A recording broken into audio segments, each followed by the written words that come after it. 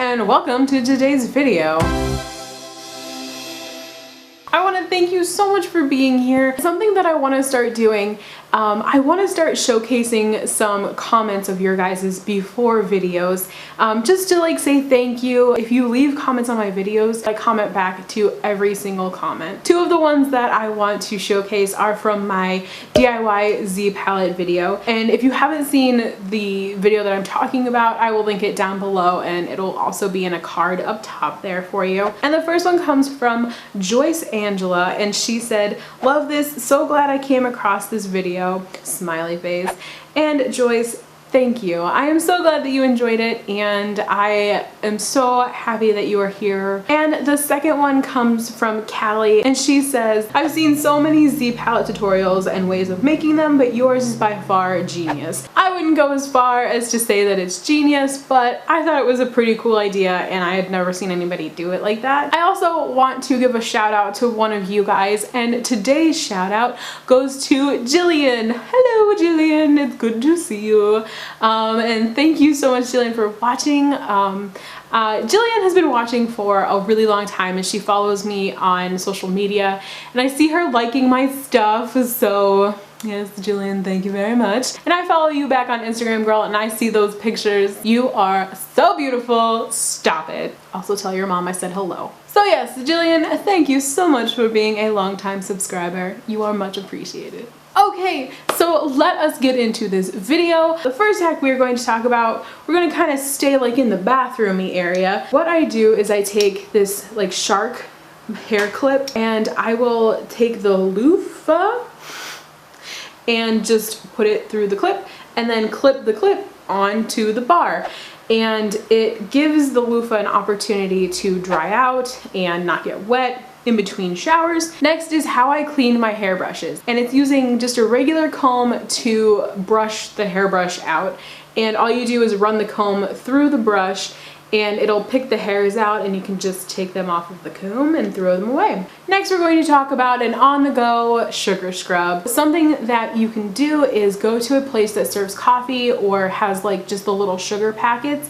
Grab one of the sugar packets and go into the bathroom and use that as your sugar scrub, because that's pretty much all sugar scrub is. The next little hack that I use is using baby wipes in my makeup routine. I will use diaper wipes in my everyday routine for like taking off makeup, fixing little smudges, cleaning off my brushes in between uses, wiping off swatches while I do it.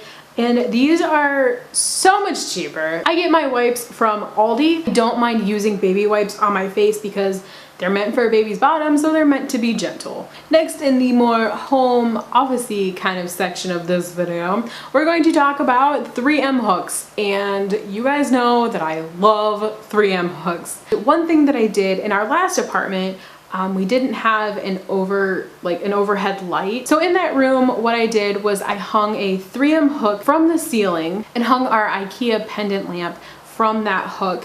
And I was really surprised by how well it held up. Next, in the office, what I did right next to my computer was I made a DIY board. And I got the inspiration for this from Alejandra from, I think it's called Organized Home Living by Alejandra.tv. I'll link her YouTube channel and the video that I found down below. So I just kind of adopted that for my life. And what I did was I put a piece of contact paper on the wall, and because it's contact paper, it's not gonna ruin your walls and it comes off really easily. So then I put a border of washi tape around the contact paper just to give it some like more decoration and stuff.